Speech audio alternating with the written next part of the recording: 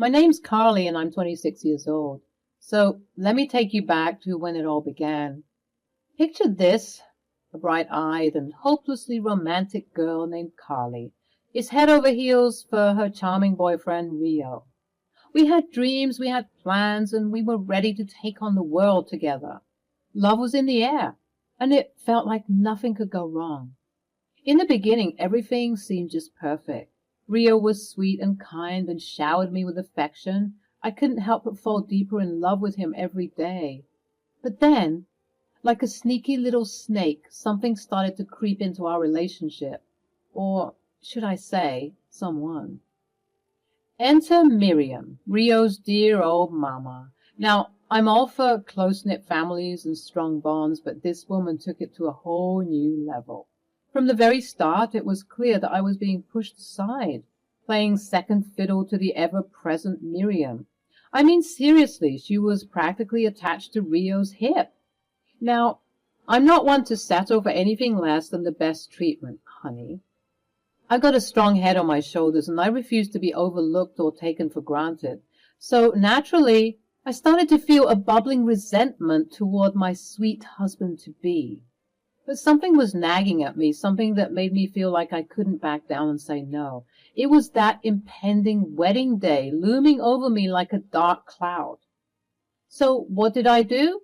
I made the ultimate commitment, against my better judgment.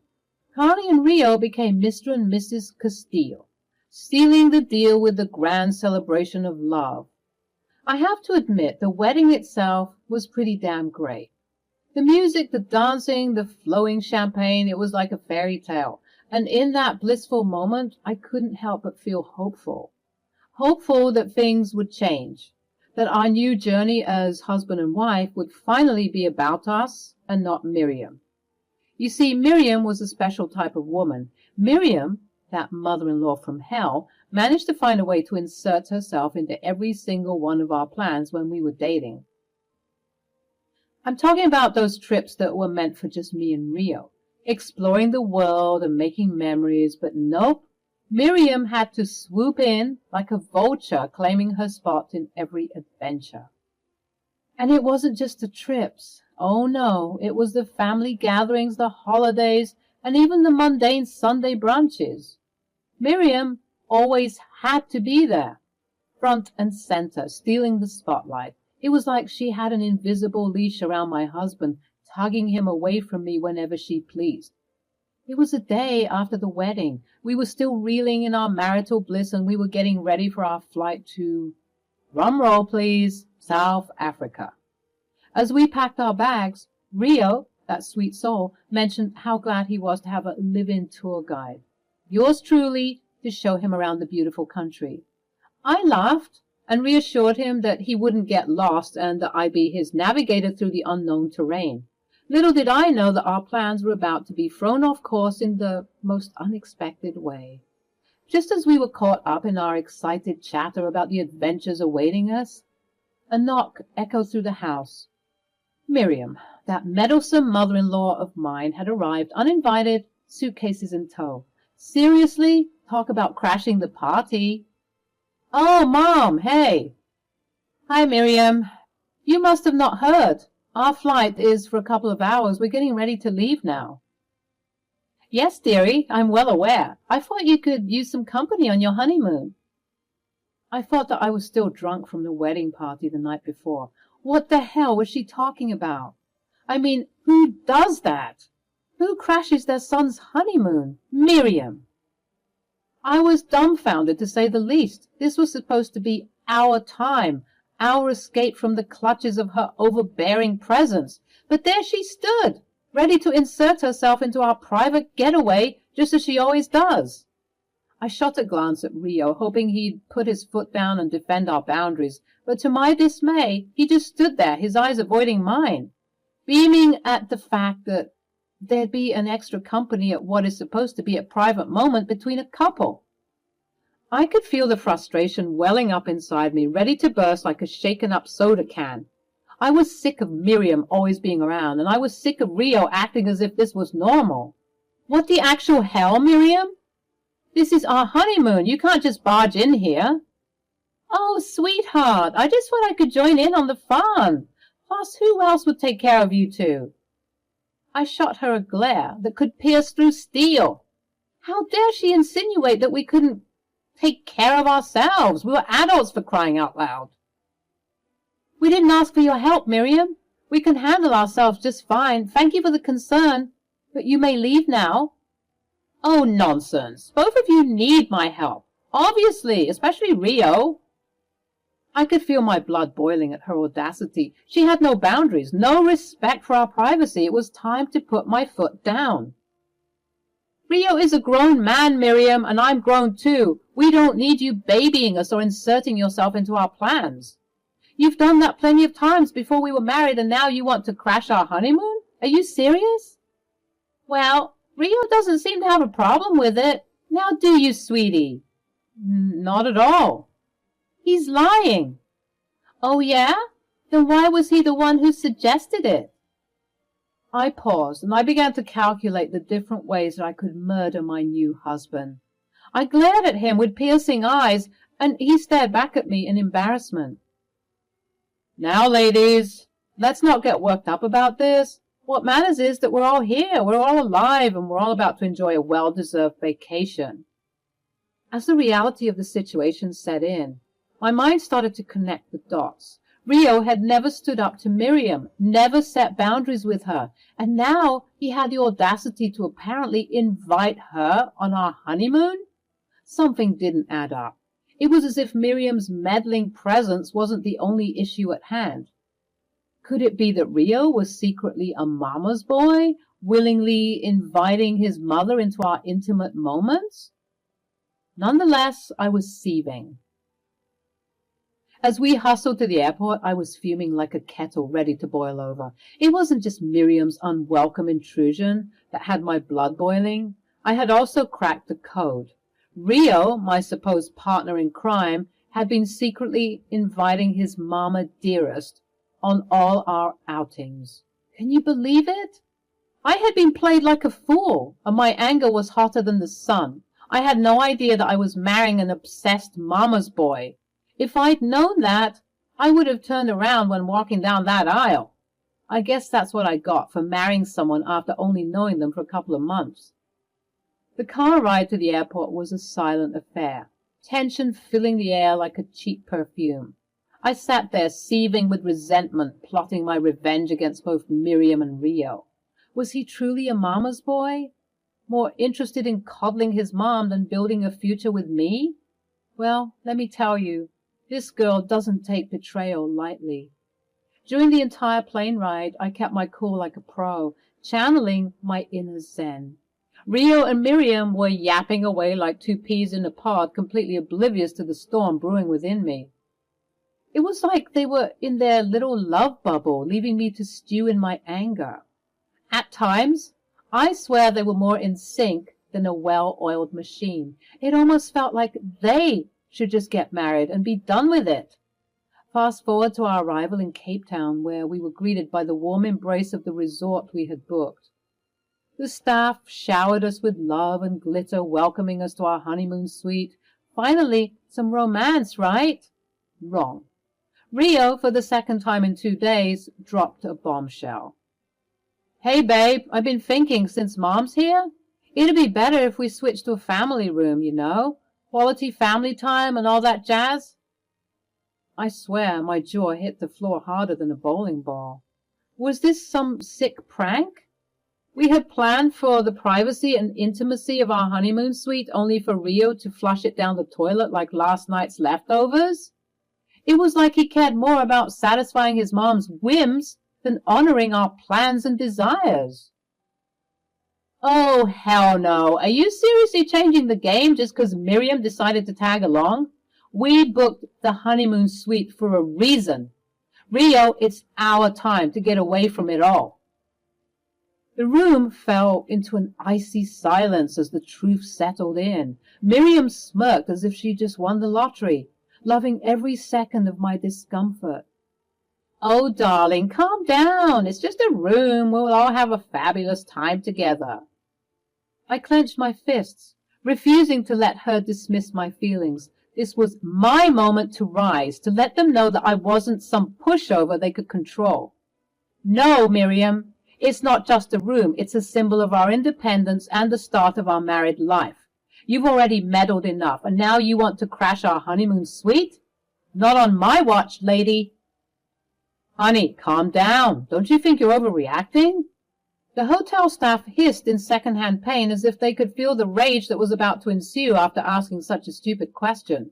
But to everyone's surprise, including mine, I was calm. It appeared as though I even had one of my infamous crazed smiles plastered on my face, making everyone around us feel a bit uneasy. You see, one thing about me, when I get mad, when I get really mad, I don't yell. I don't scream. I get even. And so my remaining calm was simply redirecting all my energies into making a plan to get my well-deserved retributions. Babe, are you okay? I've never been better, baby. You want to change the suite? That's fine with me. Are you sure? Because your eyes look murderous. Murderous? Don't be ridiculous, babe. I'm fine. The hotel staff, clearly afraid of me, began to frantically call other management teams littered across the resort, figuring out if they could change our room, especially on such last-minute notice. I don't know if it was grace or the fact that these people looked like they wanted to keep their heads on, but they managed to find a room for us. Thank God, because one more mishap and I was going to blow. So picture this. The resort is like a fancy South African paradise oozing culture and cuisine at every corner. Rio, Miriam, and I, after settling down, decided to explore and soak up all that rich goodness. Now, here's where the story gets super spicy. I was feeling tired from the flight and I wanted to rest. But babe, I want to do the couples massage and the hiking and the tubing and the cheese board stuff and the wine tasting. Remember the wine tasting? How could I forget about the wine tasting? That's going to be my favorite part.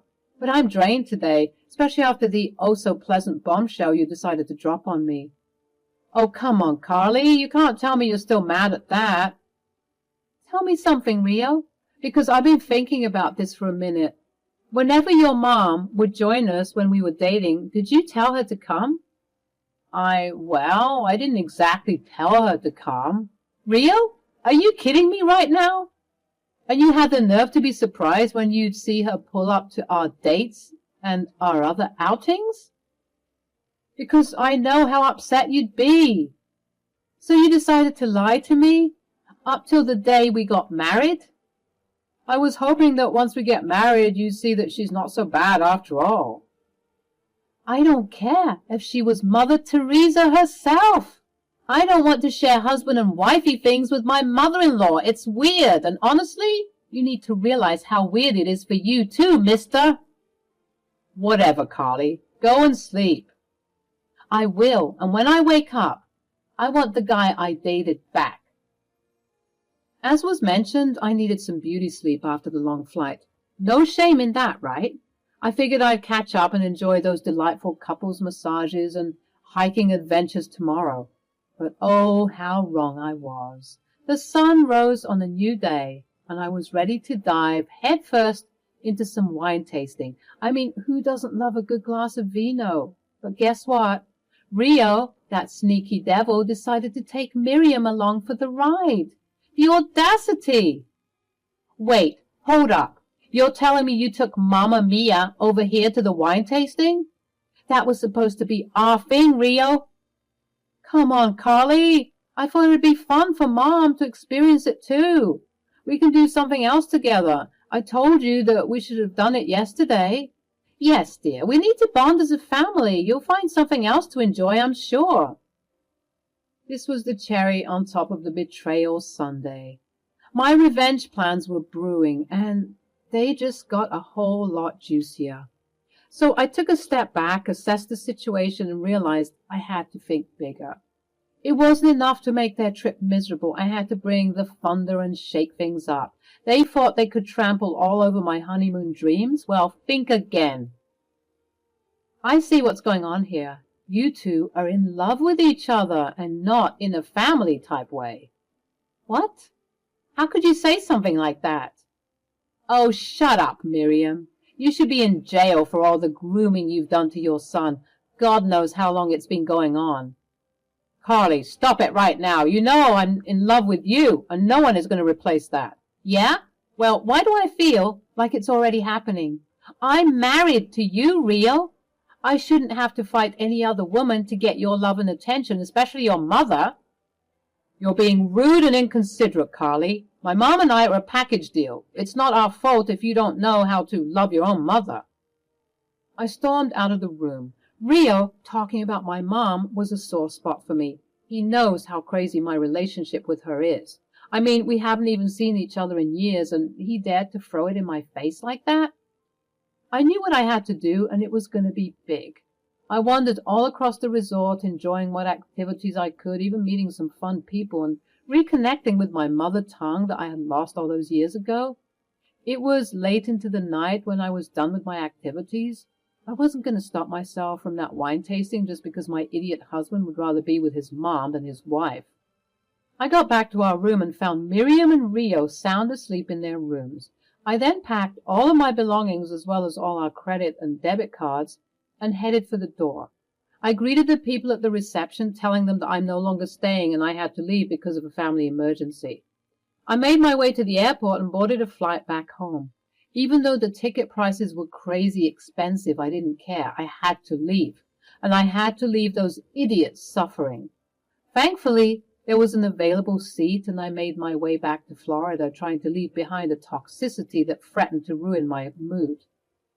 Okay, so picture this. I've just left that gorgeous South African resort, bags in hand, and all the money, credit cards, and debit cards that we brought with us, and get on board that plane. During that excruciating 18-hour flight back home, I was off the grid. No calls, no texts, just me and the clouds. But the moment my feet hit the ground, boom, my phone goes berserk, blowing up with incoming texts and missed calls from both Rio and Miriam. I dial Rio's number and he picks up right away. Oh boy, the fireworks are about to begin. Hey Rio, miss me already? Where the hell are you, Carly? And why the hell did you take all the money?